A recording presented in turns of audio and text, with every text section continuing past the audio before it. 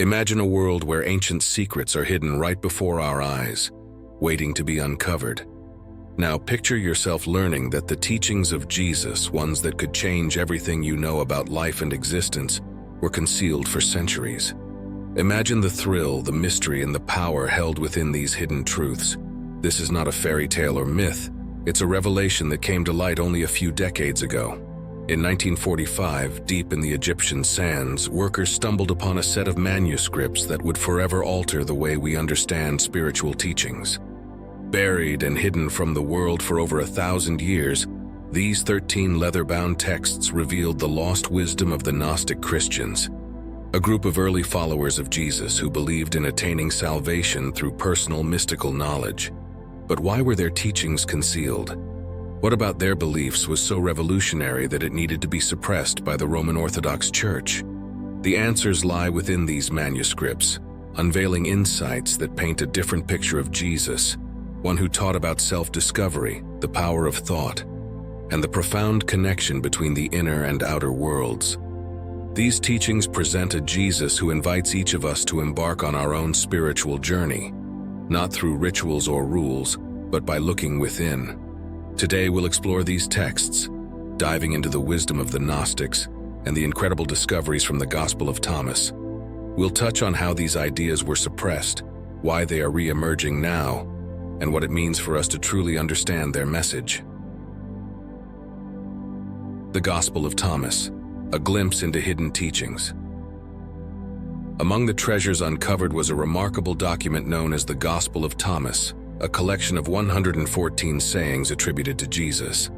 This gospel isn't like the ones you might be familiar with in the Bible. It doesn't recount events or offer parables as we know them. Instead, it's a profound series of teachings that seem to speak directly to the soul. They invite us into a mystical relationship with the divine, one that emphasizes inner peace, self-awareness, and a deep resonant connection to the universe. One of the most fascinating aspects of the Gospel of Thomas is that it doesn't present Jesus as a distant figure. Instead, he appears as a guide, a teacher showing us the way to uncover our true essence. In one powerful saying, Jesus states, "When you make the two one, you will become the sons of man, and when you say, 'Mountain, move away,' it will move away." This line alone speaks volumes about the potential within us to change our reality, to influence the world around us through the unity of thought and action. Imagine that. The power to move mountains simply by aligning your inner world with your intentions. The words are not meant to be taken literally, but as a call to recognize our own divine capacity. It's about realizing that our thoughts and emotions are not separate from our reality, but are intimately connected to it. For the Gnostics, understanding this connection was the very essence of enlightenment. They saw salvation not as something granted externally, but as an awakening that happens within. This idea, however, didn't sit well with the early church. The Roman Orthodox Church, as it grew in power, was focused on establishing a uniform doctrine. It was concerned with order, rules, and authority, whereas the Gnostics saw the divine as something that couldn't be confined to a single set of beliefs or practices. Gnostic teachings emphasized a direct experience of God, a path that each person could walk alone if they were willing to seek within. This individualism posed a threat to an institution built on unity and obedience. Secrets buried and rediscovered. Imagine the frustration of the early church leaders when they encountered these Gnostic teachings. Here was a form of Christianity that didn't fit within the boundaries they were setting, so they set out to destroy these texts, labeling them as heresy, seeking to silence the voices of those who chose personal experience over dogma. Manuscripts were burned, Gnostic followers were persecuted, and the teachings were nearly lost to history. But somehow some of these texts survived. They lay hidden, waiting for a time when humanity would be ready to understand them. And that time, it seems, is now. The resurfacing of the Gospel of Thomas in the 20th century stirred a renewed interest in what might have been lost over the centuries. These discoveries offer a glimpse into a spirituality that transcends rigid boundaries, a kind of wisdom that encourages exploration and self-empowerment. In fact, this wisdom aligns closely with many modern spiritual concepts, including those explored by pioneering hypnotherapist Dolores Cannon. Dolores Cannon spent her life studying human consciousness and exploring topics like past lives and hidden knowledge. Her work, especially in books like They Walked with Jesus, delves into ancient wisdom, connecting modern understanding with these ancient teachings. In a sense, Cannon's findings provide a bridge, helping us see how the messages from the Gospel of Thomas and the Gnostic manuscripts resonate with ideas in our time, reminding us that spiritual truth is timeless. One of Cannon's most intriguing conclusions is that the answers we seek about life, purpose, and consciousness are not to be found outside of us, but within. Her insights echo the teachings of the Gnostics, specifically that understanding the self is the first step in understanding the universe. The more we know ourselves, the closer we come to the divine. This alignment with self-discovery as the path to enlightenment brings the ancient teachings of Jesus into a new light. So what exactly did the Gnostic texts reveal? At their core, they speak of a Jesus who encouraged each individual to find their own path to the divine. In one saying, he tells his followers, "Whoever finds the meaning of these words will not taste death." This cryptic message suggests that true knowledge, inner, personal wisdom can transcend mortality. The idea isn't about escaping physical death. Rather, it's a call to reach a level of spiritual awareness where the fear of death no longer controls us. In another powerful passage, Jesus says, "Let him who seeks continue seeking until he finds. When he finds, he will be troubled. When he becomes troubled, he will be astonished and will rule over all." This statement isn't about worldly power, but about the journey of self-discovery. It's as if he's saying that the path to truth is not easy. In fact, it can be unsettling, even uncomfortable, as it challenges everything we think we know. But that very discomfort is the doorway to awakening, the catalyst for a profound shift in understanding. These teachings seem to draw a map for the inner journey. They encourage each of us to dive deep into our own consciousness, confront our own beliefs, and search for the truth that resonates within us. This journey is deeply personal, and it cannot be dictated by someone else. The Gnostics believed that each soul is capable of finding the divine on its own, and that this discovery is the true path to liberation. The Gospel of Thomas also teaches us about the importance of unity within ourselves. Jesus speaks of making the two one, suggesting that inner harmony is key to accessing our true potential. This unity isn't just about avoiding inner conflict, but about aligning our mind, heart, and spirit in such a way that they operate as one. When we reach this state of inner peace, we begin to experience life differently. Our perspectives shift, our actions align with our intentions, and we step into a reality shaped by conscious creation.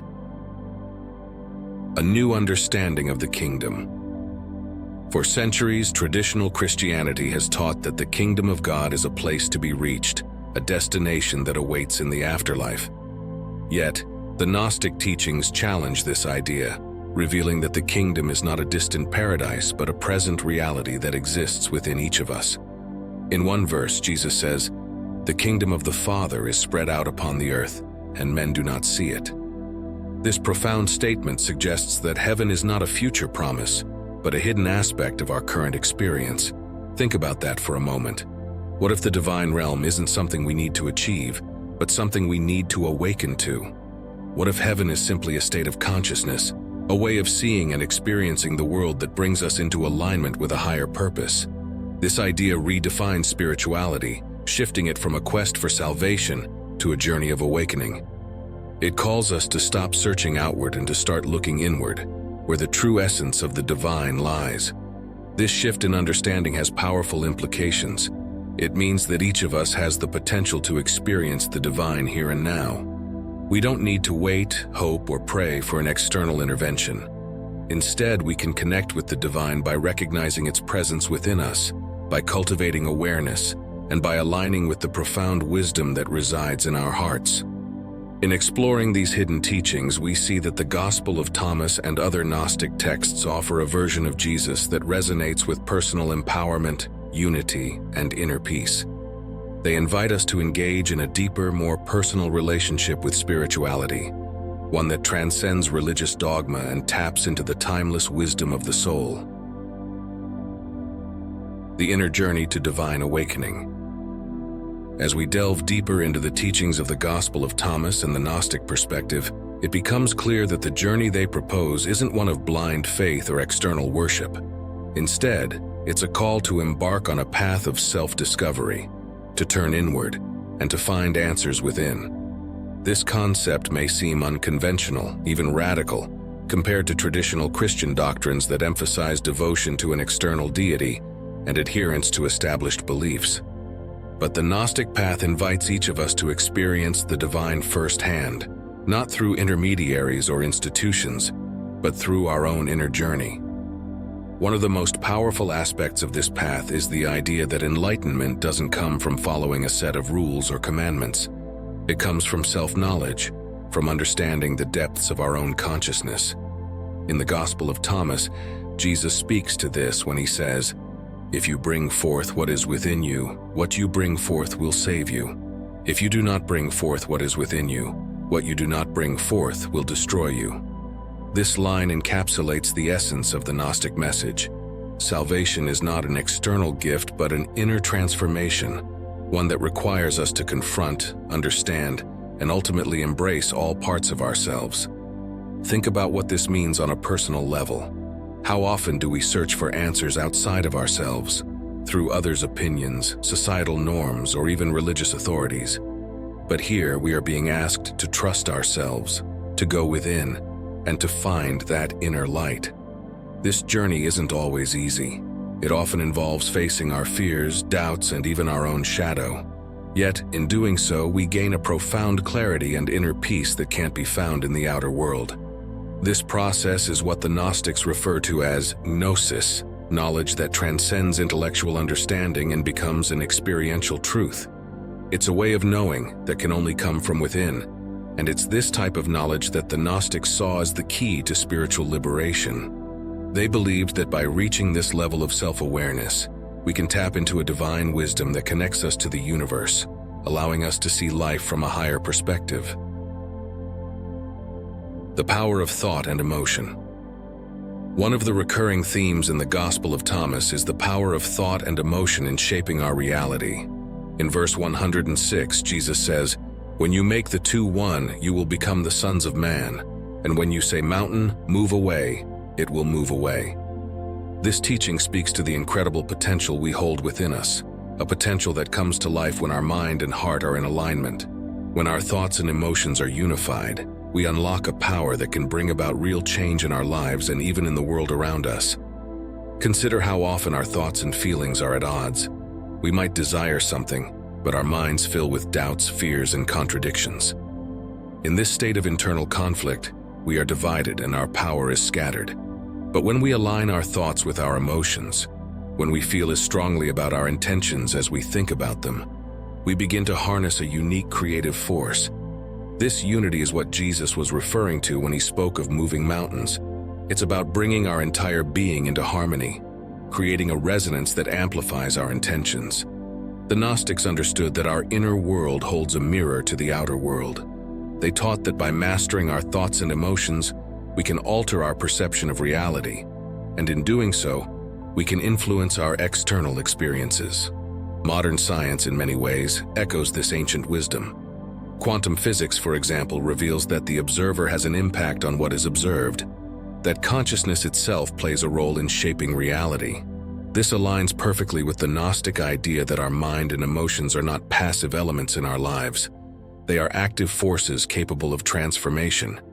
Yet this isn't just a theoretical concept.